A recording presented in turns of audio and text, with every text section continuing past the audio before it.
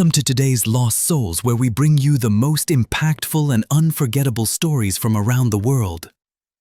Today, we remember the lives of remarkable individuals whose legacies continue to inspire and resonate.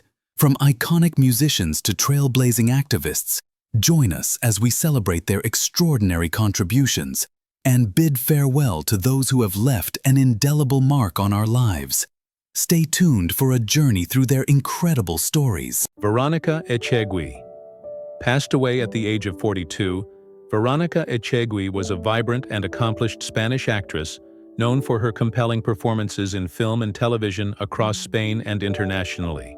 Her untimely passing on August 24, 2025, at Madrid's 12 de Octubre University Hospital marked a profound loss for the film and television community, both in Spain and abroad. Born Veronica Fernandez Echegaray on June 16, 1983, in Madrid, Echegui first came to prominence with her breakthrough role in the 2006 film My Name is Juani, Yo Soy la Juani, directed by Bigas Luna. The film earned her critical acclaim and a Goya Award nomination for Best New Actress, immediately marking her as a significant new talent on the Spanish film scene.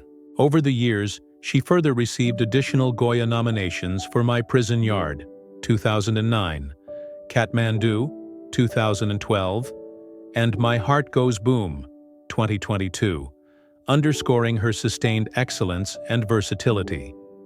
Echegui was not only a talented actress but also a skilled filmmaker.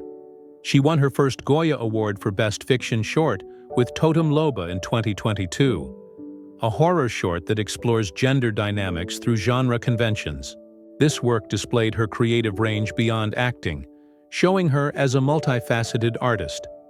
Her international career included notable roles in the UK television series Fortitude, the Netflix series Intimacy, and the Apple TV Plus drama Love You Too, Death, which showcased her ability to navigate complex characters with depth and nuance.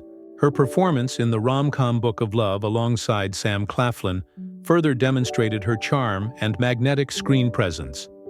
Echegui's battle with a private cancer diagnosis was largely kept out of the public eye. Despite her health challenges, she remained dedicated to her craft, working until her final days. Her death prompted an outpouring of grief and tributes from colleagues, fans, and notable figures, including Spanish actor Antonio Banderas and Prime Minister Pedro Sanchez, both of whom recognized her immense talent and impact. Veronica Echegui is remembered as a passionate, gifted artist with a brilliant career cut far too short. Her legacy continues through the many memorable performances and creative contributions she made to cinema and television.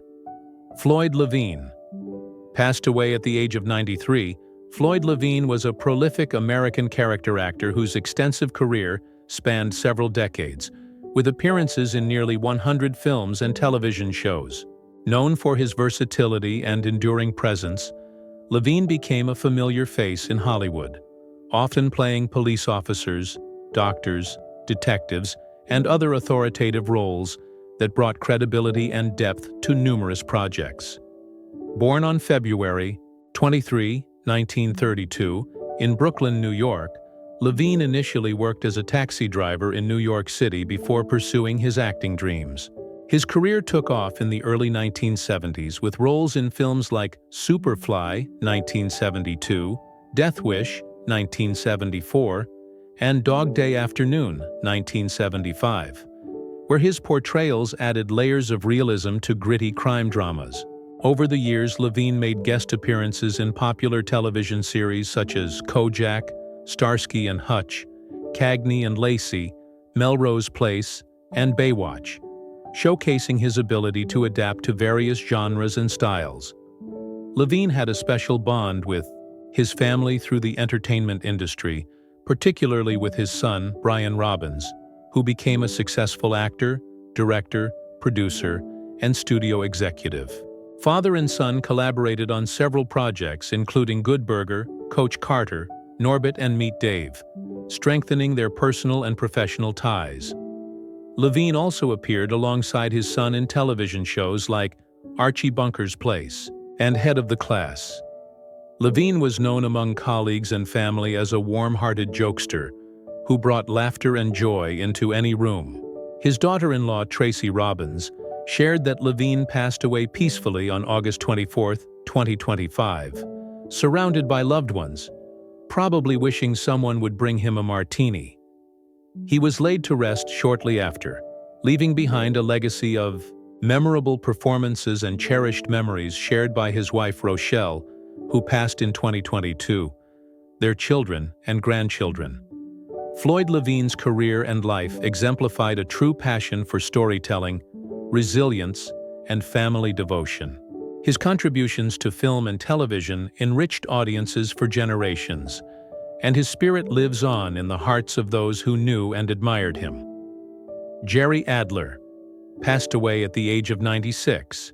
Jerry Adler was a distinguished American actor, theatrical, producer and director whose career spanned over half a century. Born on February 4, 1929 in Brooklyn, New York, Adler became a beloved figure in both the Broadway theater community and television audiences worldwide. Adler's early career was rooted deeply in the theatrical world, where he managed, directed, and produced over 50 Broadway productions, including the original staging of iconic musicals such as My Fair Lady and Annie. He was part of a famed theatrical family, being the son of Philip Adler, a prominent theater manager, and cousin to legendary acting teacher Stella Adler. Adler's early experience behind the scenes shaped his understanding and mastery of the performing arts. In his 60s, Adler transitioned to acting, a late but remarkably successful second act. His breakout acting role was in The Public Eye, 1992, where he portrayed a tough newspaper columnist. This led to a prolific acting career with memorable roles on television and in film. He gained wide recognition for playing Herman Hesh Rabkin, the wise and loyal advisor to the DeMeo crime family in the critically acclaimed HBO series The Sopranos, a role he portrayed across all 6 seasons. Hesh became an iconic character blending humor, intelligence, and streetwise sensibility. Beyond The Sopranos, Adler appeared in notable TV series such as The Good Wife, Rescue Me, Mad About You, and Transparent, bringing a warm everyman quality to his performances. His film work included Manhattan Murder Mystery and A Most Violent Year. In 2024, he published a memoir, Too Funny for Words, reflecting on his long and varied career in theater, television, and film. Dan Tana passed away at the age of 90. Dan Tana was a renowned American restaurateur, former actor, and professional soccer player, whose life journey exemplified resilience, entrepreneurship, and cultural legacy. Born as Dobrivoje Tanasiewicz on May 26, 1935, in Chibutkovica, near Lazarevac, Serbia, then Yugoslavia, Tana's early years were marked by a passion for soccer and a dream of making a mark beyond his native country. As a young man, Tana pursued a professional soccer career across Western Europe and Canada, which ultimately led him to settle in the United States. His transition from athlete to entrepreneur began in the 1950s when he moved to Hollywood, initially working as a dishwasher and later as maitre d' at prestigious establishments such as La Scala and the Villa Capri. Inspired by his experiences and vision, he opened Dan Tana's restaurant in West Hollywood in 1964, transforming what was once a simple hamburger stand into a legendary hotspot, beloved by Hollywood's elite. Throughout its operation under Tana until 2009, the restaurant became synonymous with celebrity gatherings, frequented by icons like Johnny Carson, Jack Nicholson, Kirk Douglas, Sean Penn, and Frank Sinatra. Tana's charisma and storytelling fostered a unique atmosphere where legends mingled, and his tales of the entertainment. Tristan Rogers passed away at the age of 79. Tristan Rogers was a beloved Australian actor renowned for his iconic portrayal of Robert Scorpio, on the long-running ABC soap opera General Hospital.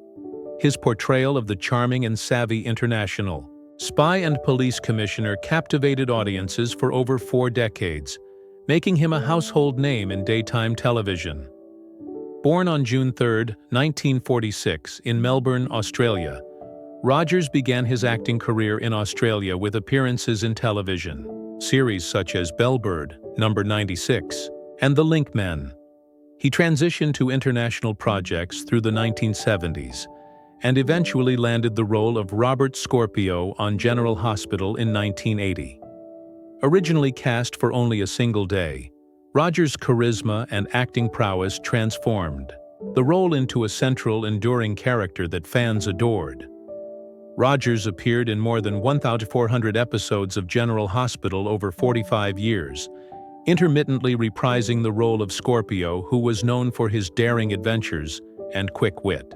His character was pivotal in several climactic storylines, including the wedding of famed characters Luke and Laura in 1981, which drew in 30 million viewers, one of the highest ratings ever for a soap opera.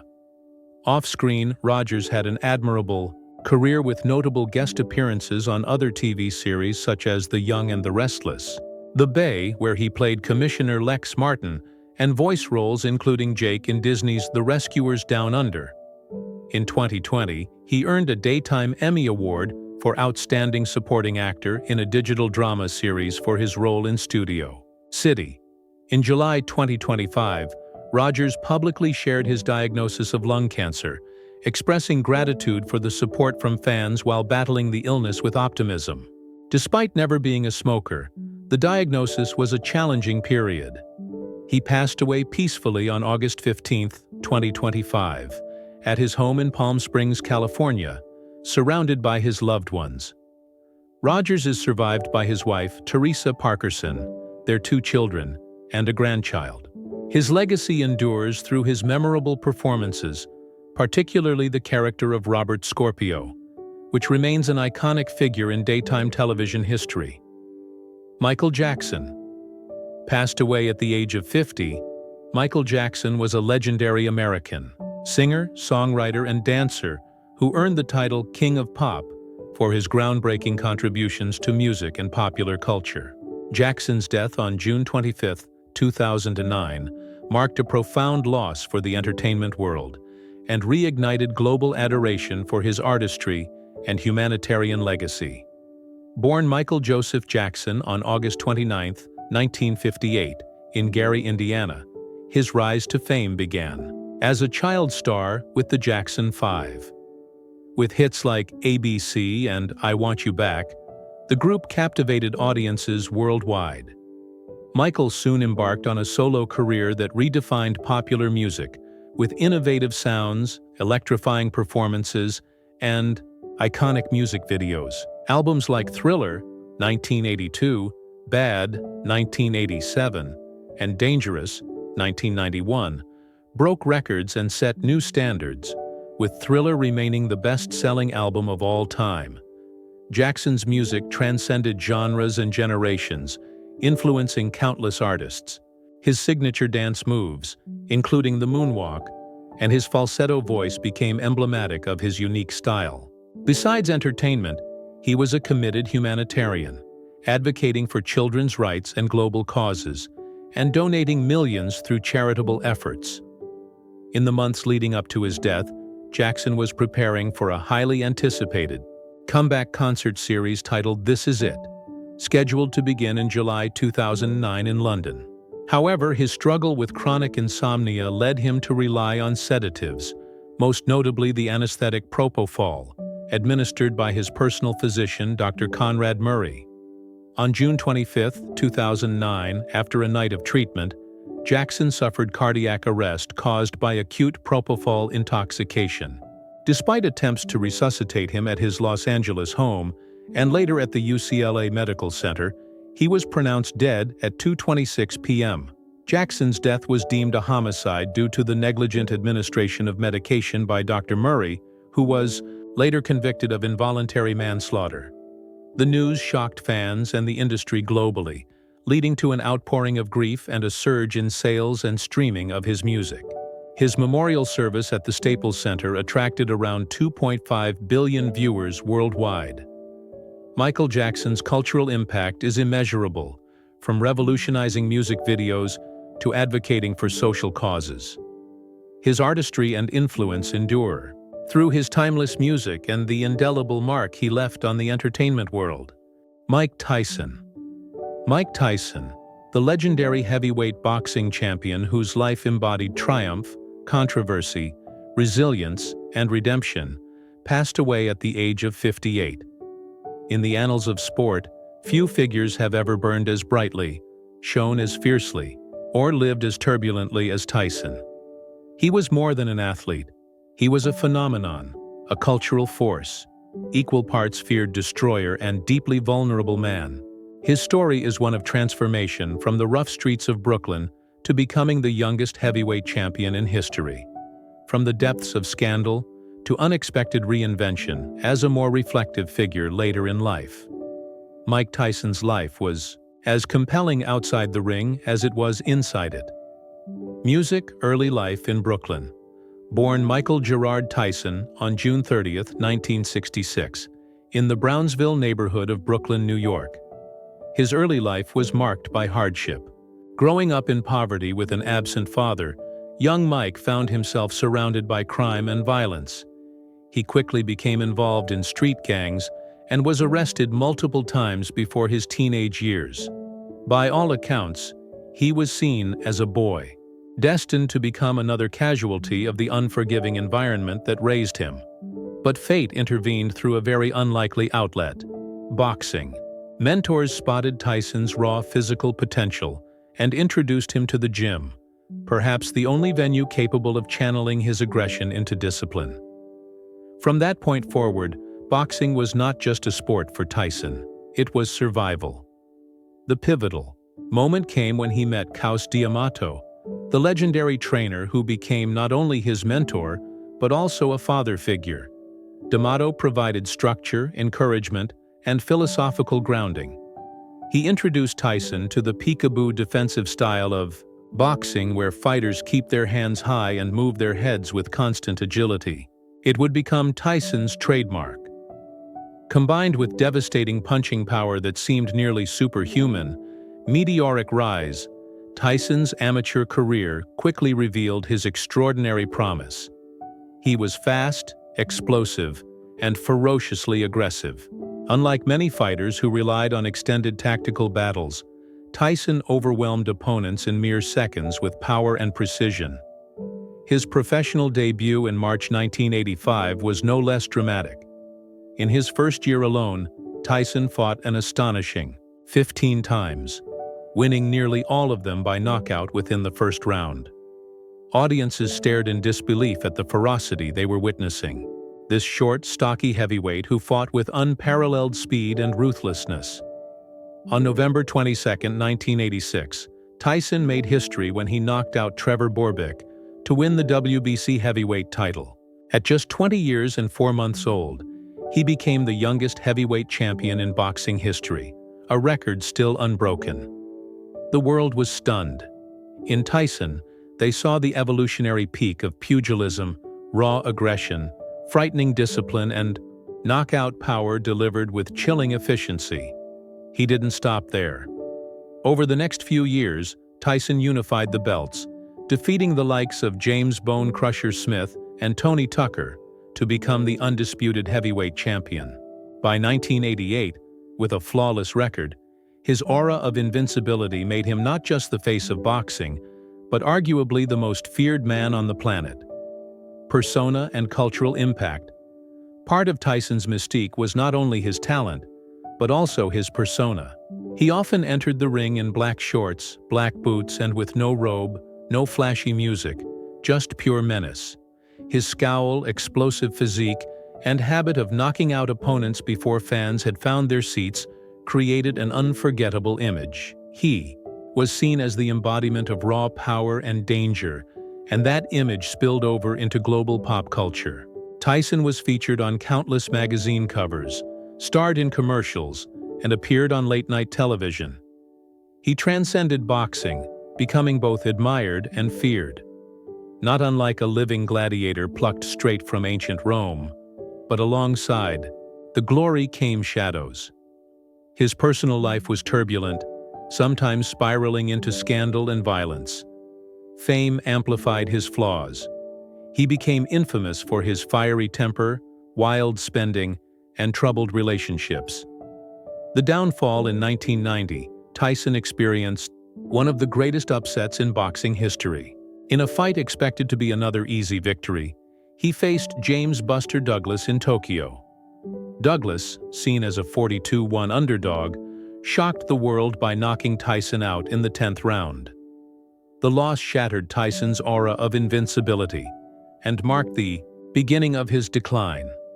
2 years later, Tyson was convicted of rape and sentenced to 6 years in prison, of which he served 3. Headlines shifted from his boxing prowess to his personal failures. For many, Tyson's fall was as stunning as his rise. Yet, even in prison, Tyson remained in the public consciousness. Stories of his workouts, his conversion to Islam, and his reflections in solitude further cemented his status as one of sport's most complex figures. The return when Tyson was released in 1995, the world wondered, could he return to former glory? In typical Tyson fashion, he announced his comeback in thunderous style, quickly reclaiming the WBA and WBC belts. Yet something had changed. While Tyson was still formidable, the ferocity of his youth had dulled. He relied more on intimidation than agility, his once constant head movements less sharp. The ultimate test came in 1996 against Evander Holyfield.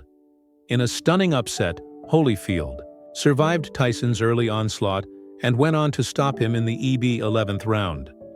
A rematch in 1997 produced one of the most infamous moments in sports history. Frustrated and unable to handle Holyfield's tactics, Tyson bit his opponent's ear twice. The incident led to his disqualification, public outrage, and suspension from boxing. For years afterward, the bite fight overshadowed much of his legacy.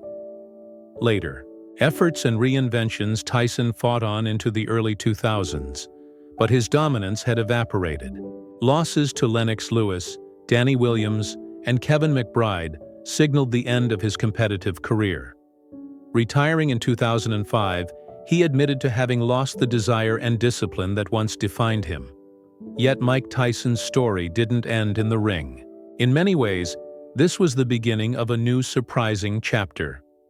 Rather than fade into obscurity, Tyson reinvented himself in unexpected ways. He appeared in films, including a memorable comedic cameo in The Hangover, 2009, which introduced him to a younger generation and, just as importantly, allowed him to poke fun at his own public image. He also created a one-man stage show, Mike Tyson, Undisputed Truth, directed by Spike Lee, in which he bared his life story with humor, pain, and startling honesty. Audiences who once only knew the fearsome champion met a more self-reflective, self-deprecating, even vulnerable Tyson. In recent years, Tyson threw himself into entrepreneurial pursuits, particularly in the cannabis industry, where his legally licensed Tyson Ranch became an unexpected success. He also launched a podcast, Hot Boxing with Mike Tyson, where he interviewed athletes, celebrities, and thinkers with a mix of wisdom, humor, and surprising gentleness. Tyson, the man, redemption, and humanity. The most remarkable aspect of Tyson's later life was his transformation as a person. Where once he was the baddest man on the planet, prone to outbursts and violence, later years revealed a Tyson who was calmer, insightful, and openly reflective about his turbulent past. He spoke candidly about his mental health struggles, his substance abuse issues, and his journey towards self-acceptance. His voice, once full of menace, now cracking with emotion and honesty, showed that behind the powerful fists was a man longing for peace. He forged closer relationships with his children and embraced a quieter personal life. Many fans came to see him not simply as a fearsome puncher, but as living evidence that even the most broken lives can find second and third acts. Legacy: Mike Tyson's death at 58 leaves an enormous void in both sport and culture. His legacy is layered and complex, reflecting not only his boxing greatness, but also his flaws and humanity. As a boxer, he will forever be remembered as one of the most explosive heavyweights to ever step into a ring. His prime years, especially his reign from 1986 to 1989, remain among the most dominant in boxing history. The speed, power, and ferocity he displayed may never be replicated. He inspired future generations of fighters and thrilled millions of fans worldwide. As a cultural figure, he symbolized both the myth and peril of fame. His triumphs were exalted and his failures magnified, but both were undeniably real. People saw in Tyson not just a champion, but a reflection of human struggle, the fight against circumstances, against oneself, and ultimately the search for redemption. In his later years, Tyson achieved something many thought impossible: redefining himself. No longer merely the feared destroyer of opponents, he became a symbol of transformation, living proof that anyone can evolve. His honesty about pain, regret, and growth made him relatable in a way no knockout ever could. Closing thoughts: Mike Tyson's life resembled a Shakespearean play, a rise from rags to greatness, a dramatic fall from grace, and a redemptive later act filled with wisdom. His intensity and contradictions ensured that the world was forever captivated. He leaves behind unforgettable images: the teenage prodigy knocking out grown men in seconds, the smoldering champion glaring across the ring with unmatched ferocity, the broken man facing his failures, and finally, the elder Tyson with a softer smile, telling stories of survival and change. Mike Tyson will rightly be remembered as one of the most important boxers in history. But perhaps more profoundly, he will be remembered as a man who lived his life raw and unfiltered. His passing marks the end of an era, but his story, tragic, inspiring, and deeply human, will endure as long as people continue to marvel at both the glory and fragility of those who enter the arena of life and dare to fight. Early life and neighborhood influence: Brownsville's environment, crime, and how young Tyson mirrored his world.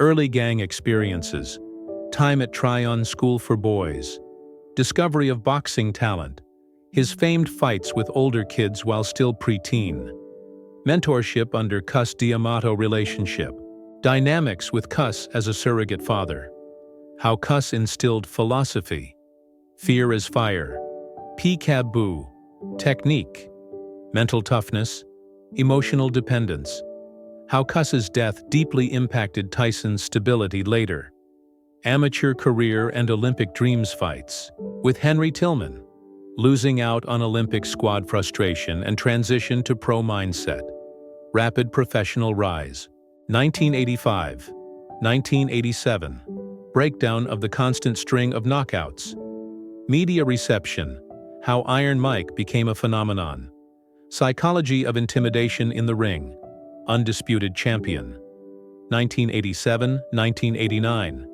detailed analysis of fights versus Bone Crusher Smith, Tony Tucker, Michael Spinks, endorsements, media empire, private life, marriage to Robin Given, allegations and press collapses, the Douglas defeat, 1990, the Tokyo narrative in detail, why Tyson underestimated Douglas's personal motivation, his mother's death, aftermath, how this fight symbolized vulnerability, prison, chapter 1992, 1995, the Desiree Washington case and trial, cultural discussion, race, celebrity, misogyny, and legal scrutiny, Tyson's life behind bars, Islam studies working out his letters, comeback years 1995, 1997, wins over Peter McNeely, Frank Bruno, Bruce Seldon, media circus at every fight, how the comebacks lacked the same Tyson of 1986, 1988,